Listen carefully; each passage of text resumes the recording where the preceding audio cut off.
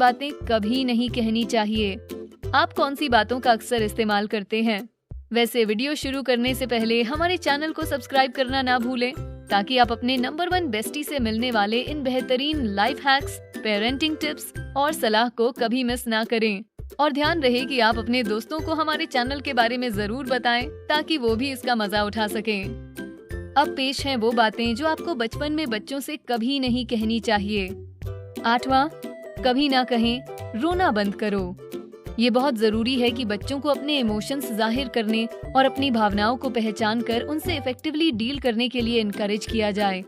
अगर उनसे कहा जाए कि रोना बंद करो, तो इससे वो सजा मिलने के डर से अपनी भावनाओं को दबाना शुरू कर सकते हैं। 7वां, कभी ना कहें जल्दी करो। हम सभी ने कभी ना कभी कहीं जाने की जल्दी के वक्त बच्चों से ये शब्द जरूर कहे हैं। अगर बच्चा जूते पहनने जैसा कोई काम करने की कोशिश कर रहा है और उसमें उसे देर लग रही है, तो आपकी आवाज का टोन और आपके बार बार बात को दोहराने से उसे गिल्टी महसूस होने लगता है। आपको उनके कॉन्फिडेंस को नेगेटिवली अफेक्ट नहीं करना चाहिए, क्योंकि उन्हें बुरा महसूस कराने से वो काम जल्दी नहीं करेंगे। बच्चों और बचपन की बात करें तो क्या आप जानते हैं कि एक्सपर्ट्स माता पिता द्वारा बच्चों को त्योहार पर कितने तोहफे देना रिकमेंड करते हैं? जानने के लिए वीडियो को आखिर तक देखें। 6, कभी ना कहें तुम इससे ज्यादा जानते हो। इस कमेंट से अक्सर कोई इफेक्टिव मैसेज नहीं मिलता, क्योंकि अक्सर छोटे बच्चे सही में ज्यादा नहीं जानते। वो किसी वयस्क की तरह प्रोज और कॉन्स को नहीं समझ पाते और न ही वो अच्छाई और बुराई में सही तरीके से फर्क कर पाते हैं।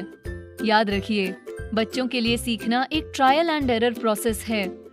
5वां, कभी ना कहें बहुत अच्छे।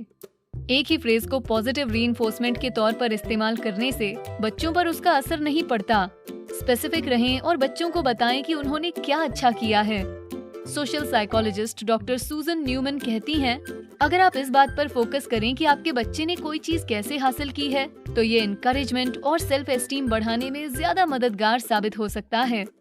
वीडियो देखते रहें और जानें वो टॉप बातें जो आपको बच्चों से कहनी बंद करनी चाहिए। 4, कभी ना कहें मम्मी या पापा को घर आने दो। हम सब ने ये किया है।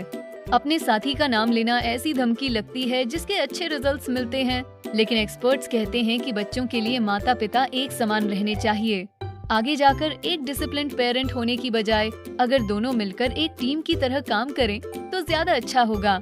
एक्सपर्ट्स कहते हैं कि डिसिप्लिन की भूमिका दूसरे को देकर आप दरअसल बच्चे को ये जता रहे हैं कि आपके पास कोई पावर नहीं है और सारी पावर उसी पेरेंट के पास है जो अभी घर पर नहीं है। हालांकि ये मुश्किल है, लेकिन बच्चों की गलतियों पर दी जाने वाली सजा को आगे नहीं बढ़ाना चाहिए, उसे उसी वक्त हैंडल करना चाहिए। 3, कभी ना कहें तुम अपने भाई या बहन की तरह क्यों नहीं बन सकते। एक्सपर्ट्स कहते हैं कि तुलना करना अपने बच्चे के साथ कम्युनिकेट करने का सही तरीका नहीं। किसी दोस्त या भाई बहन का उदाहरण देकर उनसे मनचाहा बिहेवियर करवा लेना एक बहुत ही प्रोडक्टिव तरीका लग सकता है, लेकिन आमतौर पर ये तरीका काम नहीं करता।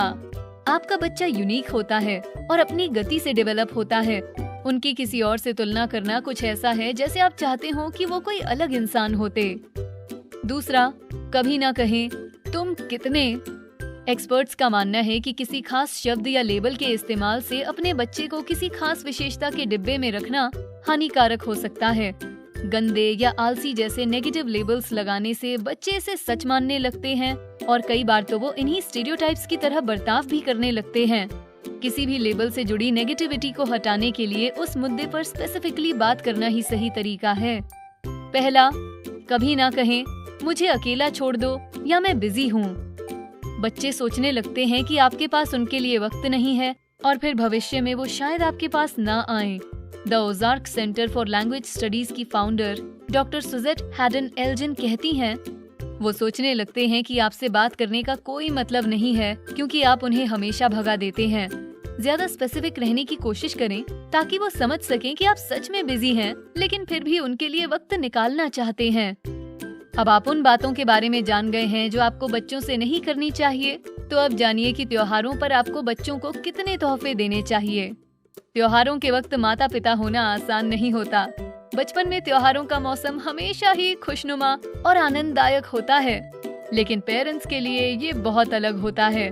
त्योहारों के मौसम में उपभोक्तावाद में फंसना आसान होता है, जब दुकानें अपने अच्छे अच्छे सामान को डिस्प्ले पर लगाती हैं और भारी छूट देती हैं, तो उस मौसम में रंग जाने और अपनों के लिए तोहफे खरीदने का मन किसका नहीं होता। और शायद थोड़ी बहुत खरीदारी अपने लिए भी करने का मन कर जाए। त्योहारों के दौरान बच्चों की सारी इच्छाएं पूरी करने का जो आइडिया होता है, वही सबसे आसान चाल होती है जिसमें आप फंस जाते हैं। त्योहारों की खुशियां हमें ये विश्वास करने पर मजबूर कर देती हैं कि हमें हर साल अपने बच्चों के लिए त्योहार सबसे खुशनुमा बनाना है। लेकिन आजकल बहुत से लोग त्योहारों पर 3 गिफ्ट रूल को अपना रहे हैं। स्टडीज बताती हैं कि बच्चों के लिए कम गिफ्ट बल्कि 3 ही खरीदने चाहिए, क्योंकि उन्हें इतने की ही जरूरत होती है। स्टडीज बताती हैं कि तीसरे गिफ्ट के बाद वो तोहफे खोलकर उसके अंदर क्या है, ये देखने के लिए ज्यादा रोमांचित हो जाते हैं। स्टडीज बताती हैं कि ढेर सारे तोहफे खरीदने से न केवल आपका पैसा बर्बाद होता है, बल्कि बच्चों को शायद आधी चीज याद भी नहीं रहती। अच्छी बात यह है कि तोहफे देने की ये स्ट्रैटेजी न केवल आपका वक्त और पैसा बचाएगी, बल्कि आपके बच्चों को मिलने वाले हर तोहफे की कद्र करना भी सिखाएगी। हर माता पिता अपनी तरफ से ये 3 गिफ्ट रूल तय कर सकते हैं।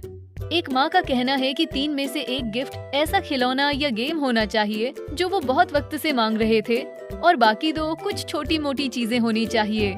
मॉम ब्लॉगर और पर्सनल फाइनेंस एक्सपर्ट लॉरेन ग्रूटमैन अपने 3 गिफ्ट रूल के लिए कैटेगरीज इस्तेमाल करती हैं। कुछ ऐसा जो उन्हें चाहिए, कुछ ऐसा जिसकी उन्हें जरूरत